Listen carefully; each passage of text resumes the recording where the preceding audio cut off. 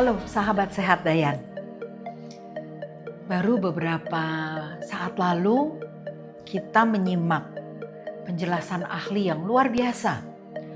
Profesor Dr. Zubairi Jurban, spesialis penyakit dalam, konsultan hematologi, onkologi medik, Vinasin. Panjang ya. Tapi intinya beliau adalah seseorang yang terus mau belajar dan bahkan di periode administratif karyanya dinyatakan selesai, tapi justru karya non-administratifnya malah lebih pesat berkembang. Pada perjalanan karirnya banyak research, bahkan research gabungan 14 negara telah dilakukan. Kita berjumpa juga dengan Ibu Mila, ya. Ibu Mila yang lengkapnya Ibu Mila Tejamaya, seorang researcher juga, peneliti di UI, di mana penelitian beliau itu sangat fokus untuk dunia lingkungan kerja. Di mana sih kita dibilang kerja dan tidak bekerja? Apalagi di zaman kekinian ini ya, ada WFH, bekerja dari rumah, entrepreneur, UMKM, ya tetap aja kita kerja. Nah, apa saja lingkungan kerja yang ternyata memberi dampak pada tubuh kita, terutama pada kesehatan kita.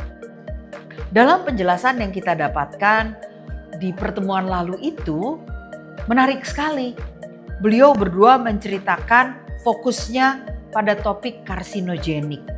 Artinya ada paparan-paparan yang datang dari luar dan memberi dampak pada sistem tubuh kita, atau memang keadaan yang datang dari dalam. Dan kemudian terjadilah situasi yang bermultiplikasi di luar program normalnya. Sahabat sehat Dayan, kalau kita kenal secara sederhana, sepertinya saya mau jadi ibu guru gitu ya, mau menjelaskan kepada masyarakat umum apa sih yang dimaksud dengan sel manusia dan kapan sel itu menjadi kanker. Kita bisa bilang dengan kalimat yang agak kekinian. Kita akan bilangnya begini, kalau dia masih mengikuti program default, ya dong, kita udah biasa ya dengan kata default dari perangkat teknologi kita. Artinya sudah mengikut pola dasarnya, mengikut aturan awalnya gitu ya. Maka itu akan berjalan dengan baik. Namun kalau kena hacker, dihack, berapa banyak dari kita sudah mengalami akun-akun media sosial kita, bahkan perangkat komunikasi kita, ya, aplikasi komunikasi kita dihack. Data kita ternyata keluar, bocor, dimultiplikasi. Memang bisa sih ada teknologi, kita bisa link device gitu ya. Artinya kita menggunakan perangkat lain untuk aplikasi komunikasi kita. Namun itu yang kita kontrol. Berarti yes, ada program perkembangbiakan yang memang sudah ada dan menjadi bagian kehidupan. Kita harus bertumbuh, berkembang, kita harus mengalami proses penyembuhan. Namun kalau terjadi multiplikasi berlebih, Prof. Zubairi Jurban secara singkat beliau menceritakan bahwa ada tahapan. Kalau pembelahannya, kalau pembanyakannya, benar nggak nih kata bahasa Indonesia saya? Perbanyakan, pembanyakan. Teman-teman bahasa, ayo koreksi dong, komen. Nah, jika terjadi proses bertambah banyaknya sel itu, kemudian mulai keluar dari perilaku sesuai dengan program defaultnya. Maka tahapan ini akan dikenal dengan stage, fase atau level proliferasi, pembelahan berlebihan. Nah, di luar tahapan itu akan terjadi hiper. Wow, sudah hiper, makin jauh kecepatannya. Yang tadinya dia memang harusnya 1 jadi 2, tapi ini 1 lebih dari 2 dan 1 lebihnya itu jadi tambah banyak dan tambah cepat. Masih ingat? Ada di salah satu episode dengan Prof. Zubairi disebutkan bahwa tubuh kita yang isinya kebanyakan adalah proses pelistrikan, dia kedip-kedipan. Dia berkedip, blinking elektrolit antar sel.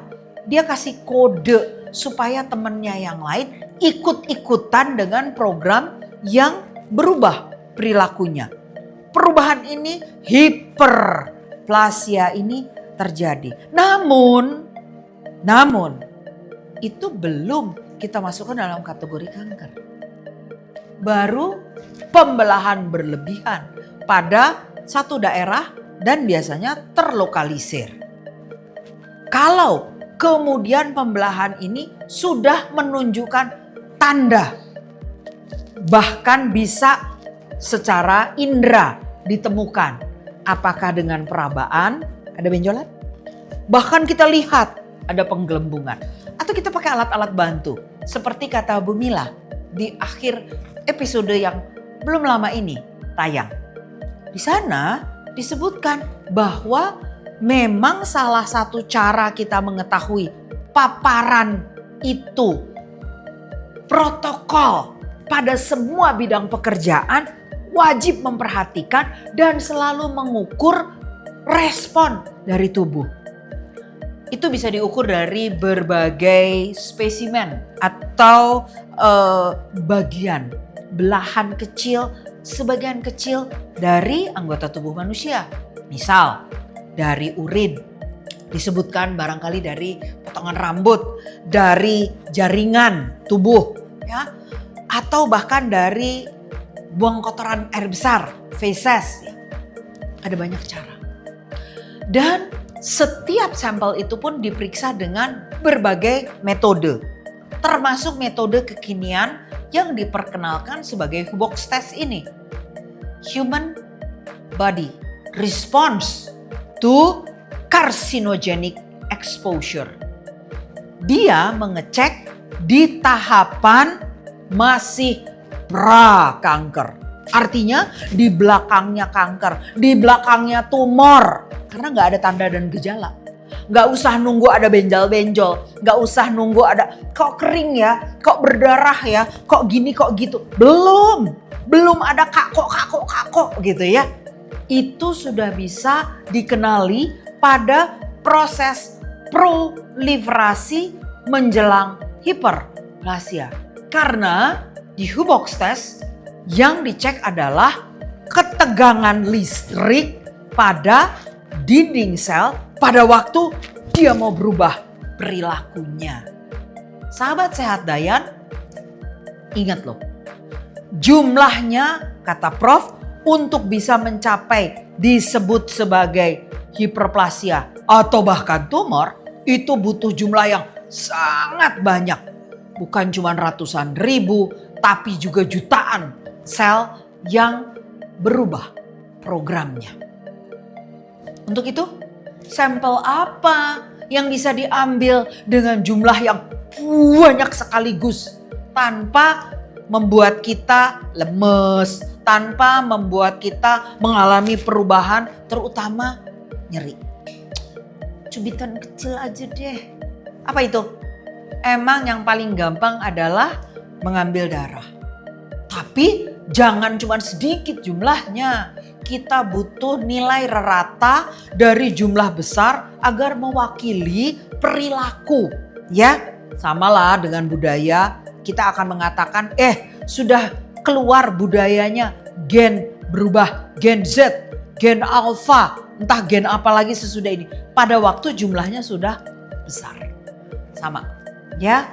Kalau kita mengambil sampel dalam jumlah besar, artinya bukan ambil dari darah tepi, tapi mengambil dari darah, orang bilang darah besar. Mengambil flebotomis dari pembuluh darah kita yang besar. Dari situlah kita bisa melihat dan menghitung menggunakan model kerja artificial intelligence.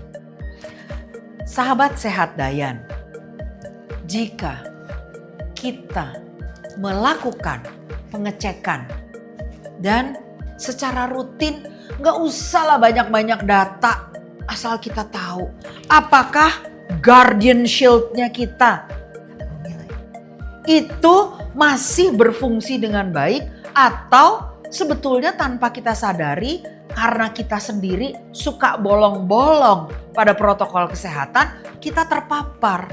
Atau kita memang punya genetik turunan pada risiko. Atau gak suka sayur.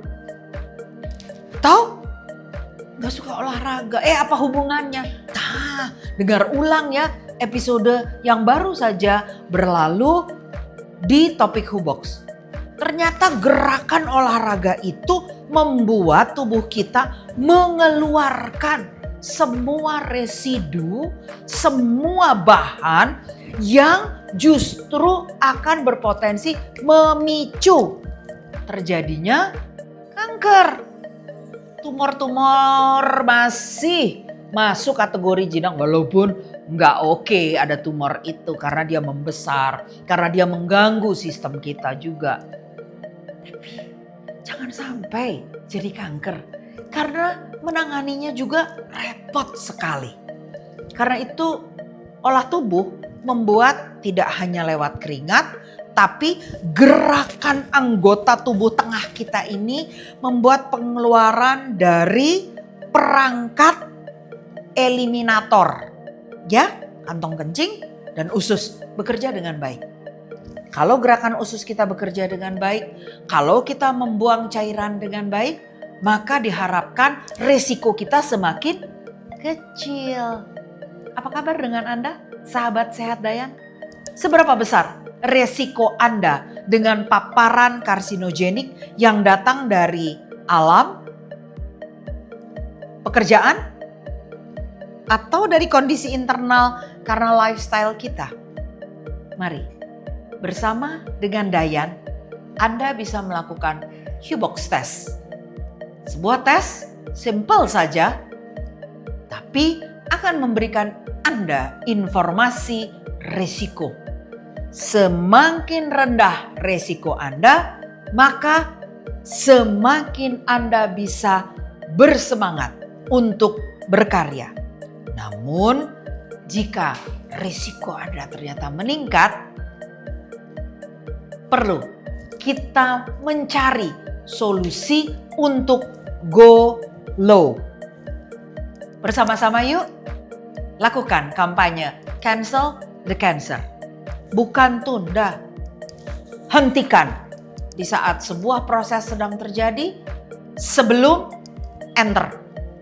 Sebuah ketetapan yang membuat kesehatan kita berubah. Bersama, kita pasti bisa. Salam sejahtera untuk Anda semua.